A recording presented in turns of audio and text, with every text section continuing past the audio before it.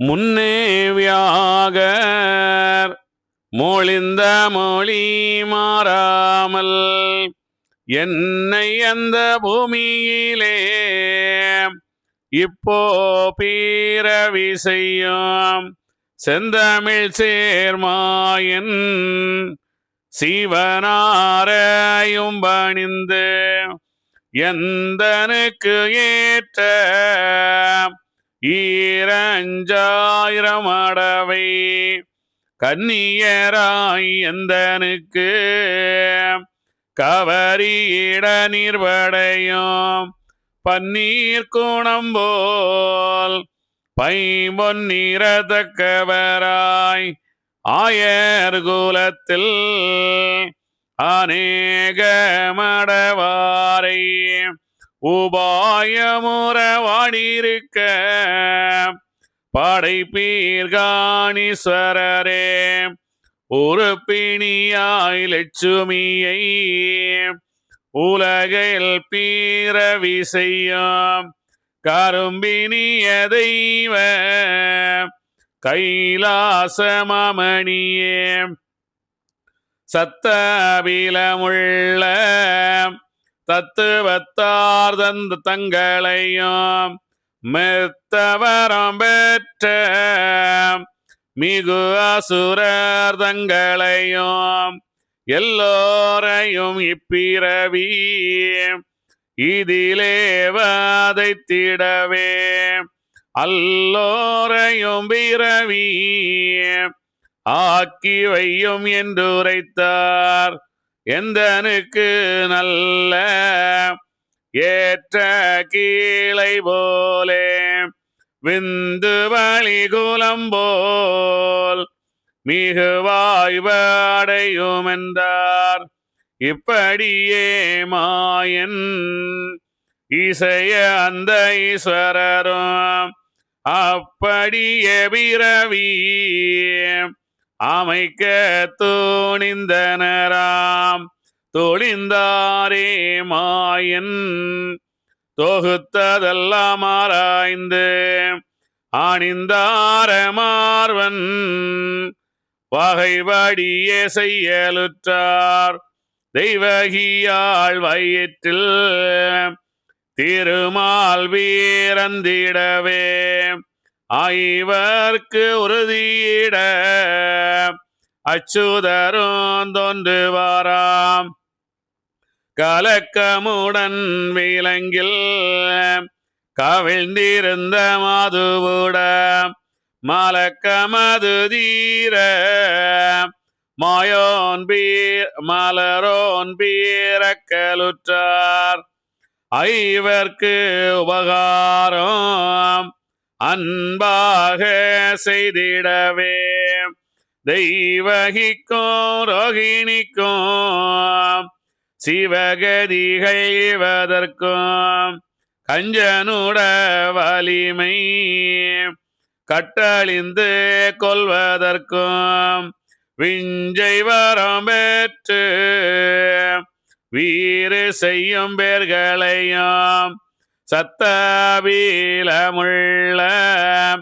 தத்துவங்களுள்ளோரை தத்தியாய் விமனையும் தன்னாளாய் ஆக்கிவிட்டு கொல்வதற்கு தேவருட கூர்முறையான் தீர்ப்பதற்கும் வெல்வதற்கும் பூமியோட வீதனமதை மாற்றுவதற்கும் முன்னே வியாசர் மொழிந்த முறைபடியே தன்னிகரில்லாத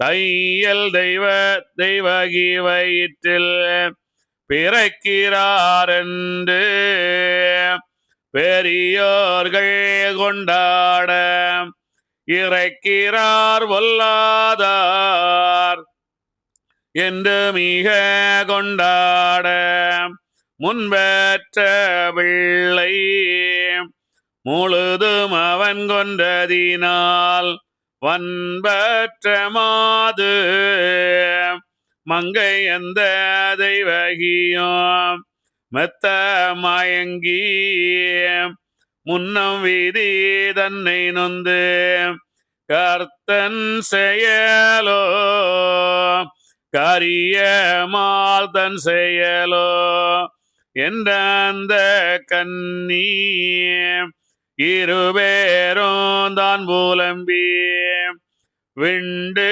சொல்லாத விதனாமீக அடைந்து அழுது கரைந்து அவள் இருக்கும் வேளையிலே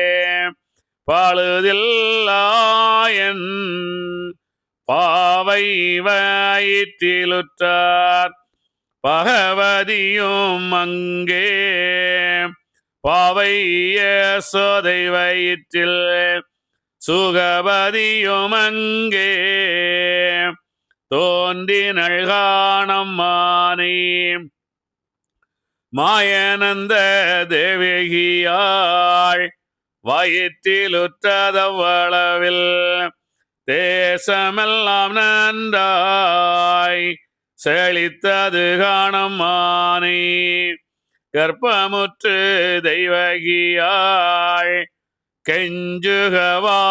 கெஞ்சுகவாயஞ்சகமும் நற்பதமாய் தேகம் நாட்டமுடன் கொட்டியுமாய் 10 மாதம் திகைந்து பாலன் பீரந்திடவே சுற்றுமதில் காவல் வைத்த துடியோர் வலுவிழந்து வாசுதேவன் காலிலிட்ட வாய்த்த விலங்குமத்து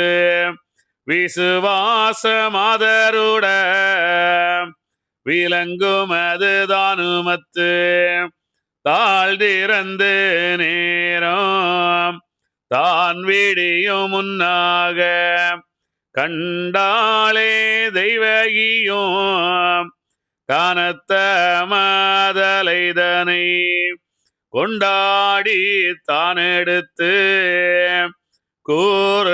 கூறுவாரம்மானை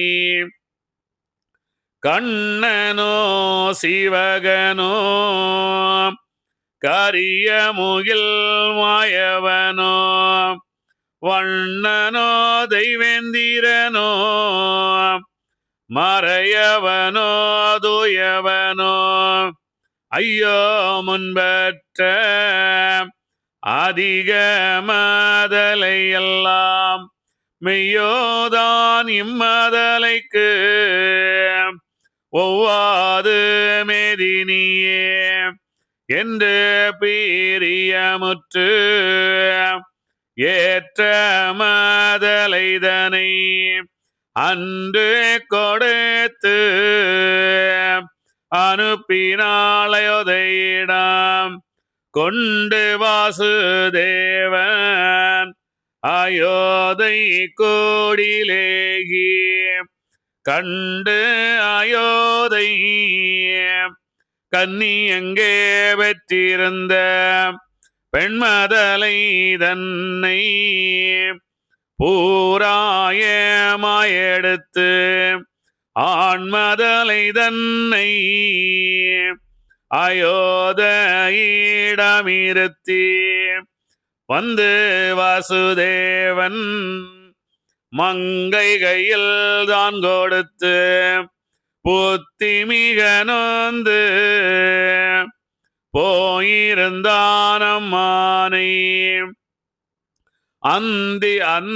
அந்திராவிடிந்து அலைகதிரோன் தோன்றியவின் கந்தமன சுள்ள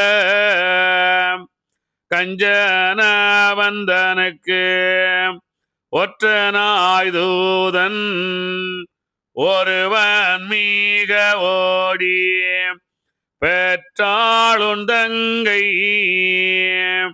பிள்ளை என உரைத்தான் கேட்டானே கஞ்சன் கெருவிதமாய்தான் எழுந்து பூட்டான நெஞ்சன் பிள்ளைதனை வந்தெடுத்து தூக்கி நீளத்தில் திண்ணனவேதான் அடிக்க ஆக்கிரமத்தாலே அவன் தூங்க இயலாமல் சோர்வுறவே கஞ்சன் தூடி இழந்து நிற்கையிலே பாரளந்தோன் தங்கை பகவதியும் எது சொல்வாய் என்னை எடுத்து ஈடு செய்யாது கெடுவாய் உன்னை வதைக்க உற்ற எங்கள் அச்சுதரும் ஆயர்வாடிதன்னில் அண்ணர் வளருகிறார் போய் பாரெனவே போனாள் பகவதியும் கேட்டந்த கஞ்சன் கிளேசமீகவாகி வீட்டுக்கு போயிருந்து விசாரமுற்றனம்மானை ஐயோ முனிதான் சபித்தபடி ஆயர்வதியில் போகறியேன் மெய்யோ தளருது உடல் மெலிந்து மெல்லி மொழிந்த விசனமதால் கையோ சலித்து காலையர்ந்து கால வீதியால் கருத்தையர்ந்து பையோராளை தான் அழைத்து பார்க்க விடுத்தான் கஞ்சனுமே. இங்கே கண்ணபிரான் பிறக்கின்றார். இதுக்கு முன்னாடி அந்த நம்ம நேற்றைக்கு இதுக்கு முன்னாடி இதில் பார்த்துட்டு இருந்தோம். அதாவது தேவர்கள் முறையமிடுகின்றார்கள் அப்படின்றத நிறைய பார்த்தோம். அதில் ஒரே ஒரு விஷயத்தை நான் சொல்லாம விட்டேன். அதாவது 7 பிறவி எல்லளவு தான் 7 பிறவி உம்மை நினைக்காமல் 7ஆம் பிறவியில் எல்லளவு தான் நினைத்து வாழலாம் என்றவருக்கு வைகுண்டம் ஈந்தோனே அப்படின்னு ஒரு வரி வருது. அது எல்லாமே சொல்லிட்டு இருந்தோம், அது சொல்லாமல் வந்துட்டோம். அதாவது 7 பிறவிகள் உம்மை கொஞ்சம் கூட நினைக்காமல் 7 பிறவிகள் உன்னுடைய ஞாபகமே இல்லாமல் அந்த 7ஆம் பிறவியில் கொஞ்சமாவது எல்லளவு கொஞ்சமாவது நினைத்தால் உன்னை வாழ வைப்பார் இறைவன், வைகுண்டம் தருவான் அப்படின்னு சொல்லிட்டு சொல்றாங்க. இது எந்த 7 பிறவிகள் அப்படின்றத கண்டிப்பாக பார்க்கணும். நிஜமா எல்லாமே ரொம்ப முக்கியமான இடம் அது. அது சொல்ல அப்படியே மிஸ் பண்ணி வந்துட்டேன். அதுக்கு அடுத்து இதை இப்போ சொல்லும்போது சொல்கிறேன். ஏன்னா 7 பிறவி அப்படின்றது என்னென்னா, நமக்கு 7 அடுக்கு மனம் இருக்கின்றது. 7 அடுக்கு நல்ல மனம், 7 அடுக்கு கெட்ட மனம், எல்லாமே 7 மனம். அந்த 7 மனம் நீ மேலே வருவது வரைக்கும் கூட நீ அகநிலை இல்லைன்னா நீ என்ன ஆகின்றாய், நீ இது அணுவாக புழுவாக அழிந்து போகின்றாய். அந்த 7ஆவது பிறவிலாவது அந்த அகஞானம் சிறிதாவது உன்னுடைய காதல் கேட்டு நீ அதை சரியாக கடைபிடித்து விட்டால் மீண்டும் உனக்கு அடுத்தது மீண்டும் அந்த முதலாவது அந்த அவதாரம் மீண்டும் உனக்கு வருகின்றது. இங்கே அந்த திருவனந்தபுரத்தை ஆண்ட சுவாதி திருநாள் மகாராஜா கொஞ்சம் ஞானம் உள்ளவன், சிறந்த ஞானம் உள்ளவன். அவன் அவனுக்கு 7ஆம் பிறவி, கடைசி பிறவி அது. அவன் எவ்வளவோ உயர்ந்தவன். அவன் நடந்து அந்த மழை இல்லைன்னா அவன் நடந்து அந்த ஊர்களுக்கு செல்லும் போதே மழை பெய்யுது, அங்கெல்லாம் குளங்களைகளெல்லாம் நிறையுமோ. அவ்வளோ ஞானம் உள்ளவன். அகநிலை வந்திருந்தால் அவன் மீண்டும் அந்த குரோனியிலிருந்தே குரோனியையே அழித்து ஒவ்வொன்றாக அவன் வந்திருக்கலாம். அவன் அப்படி செய்யவில்லை. அவன் என்ன செய்கின்றான், அந்த கடைசி வரைக்கும் அவன் அந்த இறைவன் வெளியே தான் என்று நினைக்கின்றான். நீங்க வாழ்க்கையில் இது எத்தனாவது பிறவி என்று நமக்கு தெரியாது. இது எந்த பிறவியில் நாம் இருக்கின்றோம் என்று நமக்கு தெரியாது. இதுதான் கடைசி பிறவியா என்று நமக்கு தெரியாது இல்லையா? உண்மையாக நமக்கு அஞ்ஞான விதத்தில் அந்த மாயை மறைந்திருக்கின்றது. நமக்கு மாயை மறைத்திருக்கின்றது. எத்தனை பிறவிகள் நாம் இன்னும் எடுக்க வேண்டும், இல்லை நமக்கு இதுதான் கடைசி பிறவியா என்று நமக்கு தெரியாது. எல்லா ஞானமும் உள்ளவர்கள், எல்லா சிறப்பும் உள்ளவர்கள், அந்த மேலானவர்கள், அவர்கள் எல்லாம் அந்த 7ஆவது நிலை வந்தவர்கள் தான்.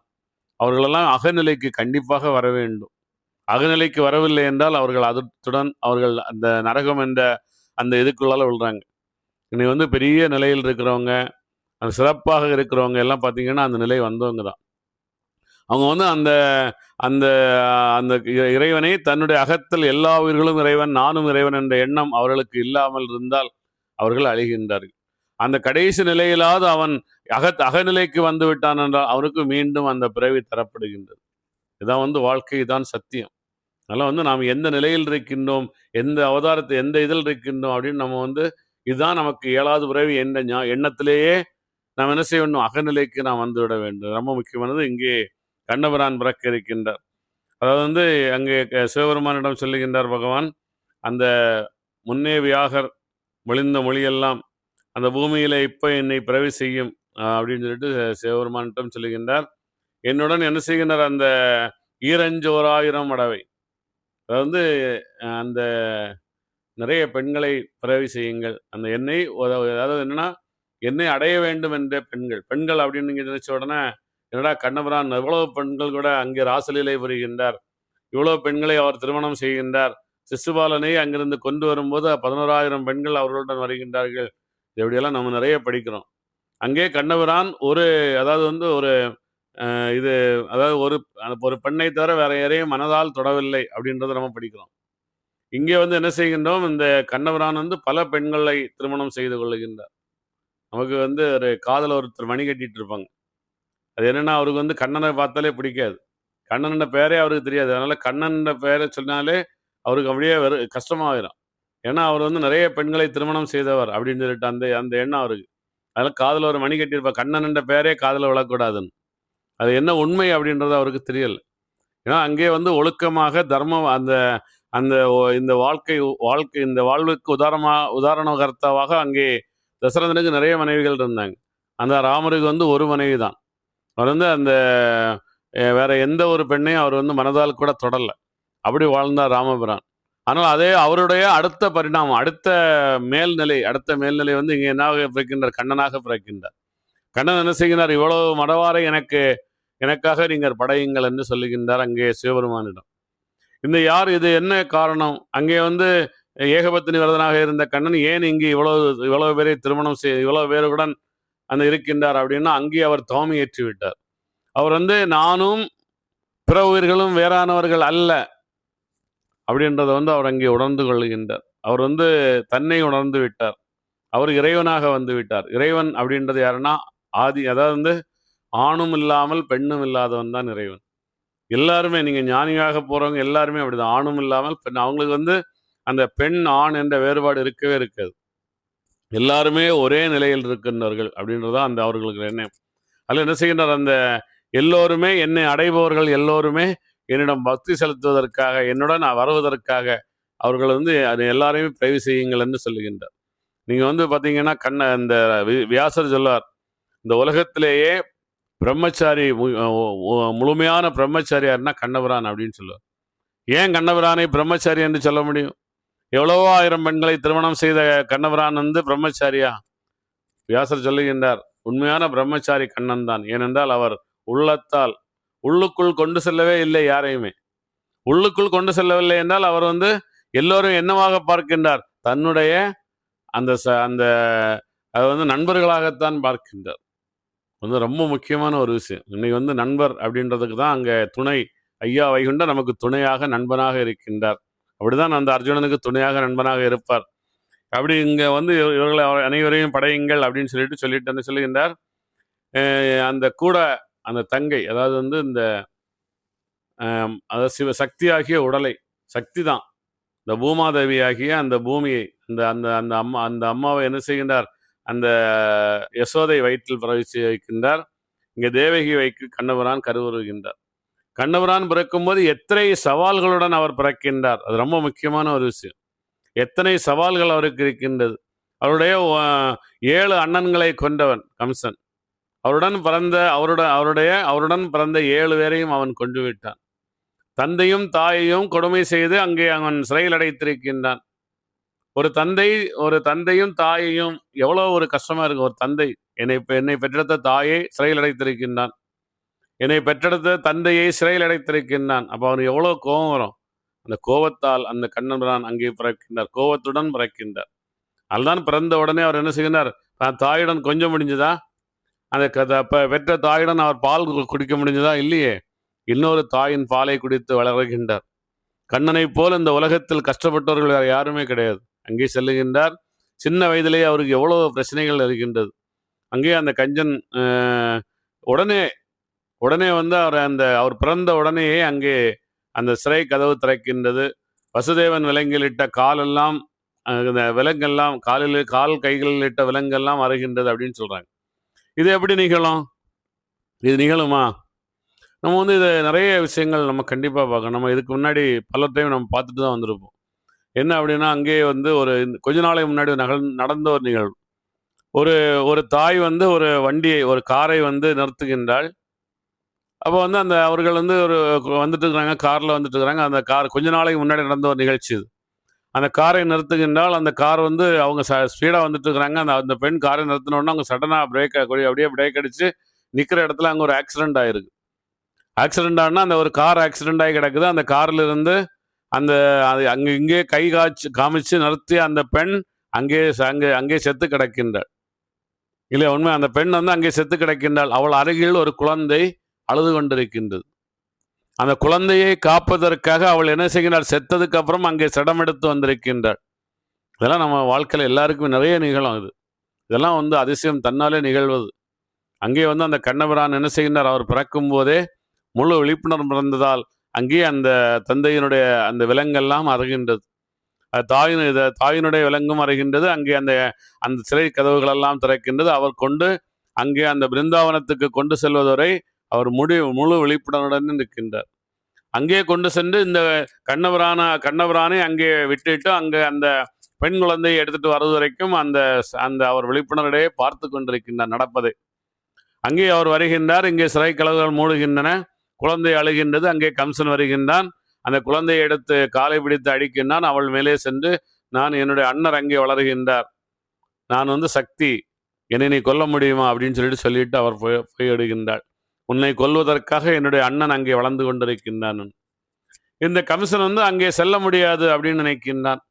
ஆயர்வாடியில் அவர் வளர்ந்தது உண்மையா, வளர்வது உண்மையா அப்படின்னு பார்ப்பதற்காக இங்கிருந்து ஒரு ஆளை அனுப்புகின்றான். அதுக்கப்புறம் என்ன நடக்குதுன்னு பார்ப்போம். ஐயோ மறையோ நன்று சாபித்தபடி செய்யோ இடையர் தன்பதியில் போகறியேன், தங்கை வயிற்றில் செனித்த பிள்ளையானதுண்டால் பங்கம் வரும் எந்தனுக்கு பதறுதடா என்னுடம்பு என்று மனம் கருகி இயலழிந்த கஞ்சனுந்தான் அன்றொரு தூதனையும் அனுப்பினான் காணம்மானை.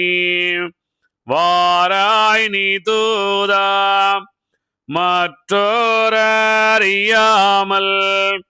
பாராய் நீ தூதாம் அயோதை பாதியேகி எந்த தூதனையும் ஏகவிட்டான் கஞ்சனுமே.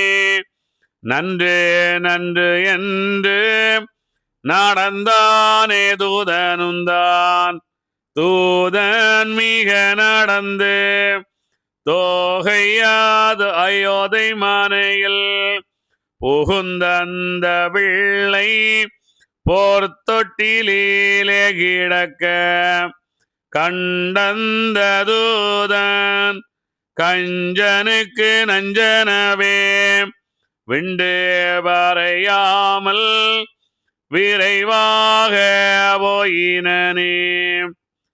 போயந்த தூதன் போரையுள்ள கஞ்சனுக்கு வாயர்ந்து சிந்தை மருகியே சொல்லலுற்றான். காமனோ சிவகனோ கண்ணனோ சந்திரனோ மாமதனோ சூரியனோ மறையவனோ இறையவனோ நாமத்திரவானோ நாராயணர்தானோ சோம திருவுள்ளமோ தெய்வ தீரவதானோ ஈசனோ வாசவனோ இந்திரனோ சந்திரனோ மாயவனோ உன்னை வதைக்க வந்த மாற்றானோ ஆரோ எனக்கு அளவிடவும் கொடுதில்லை போரே பேரோ ஆயோதை பூதல்வன காணுதில்லை தெய்வகியால் தேக திருச்சுவடு தோணுது கொஞ்சம் மெய்வதியனான விஷ்ணுவை போல் முச்சுவடு என்ற அந்த கஞ்சனுக்கு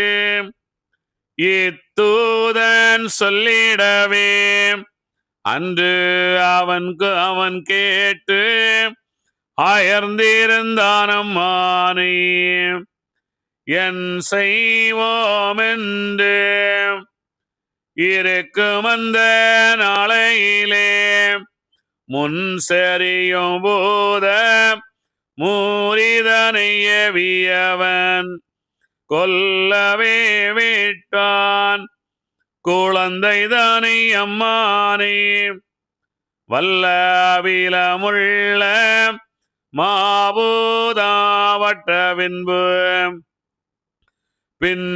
பின்னுமேதான் பில அறக்கரையேவி கொன்று வாயன்றான் குழந்தைதானே அம்மானே கொல்ல வந்த வேரை கொண்டதுதான குழந்தை வெல்ல விட்ட பேரிழந்து மேலிந்திருந்தான் கஞ்சனுமே ஆயர் குடியில் அரியோன் மீக வளர்ந்து மாயன் விளையாடி மடந்தையோடும் கூடி வென்று வாழ்வெண்ணை மிக பொசித்து கடதிலே கண்டு பசுமேய்த்து காளி என் தலை வதைத்து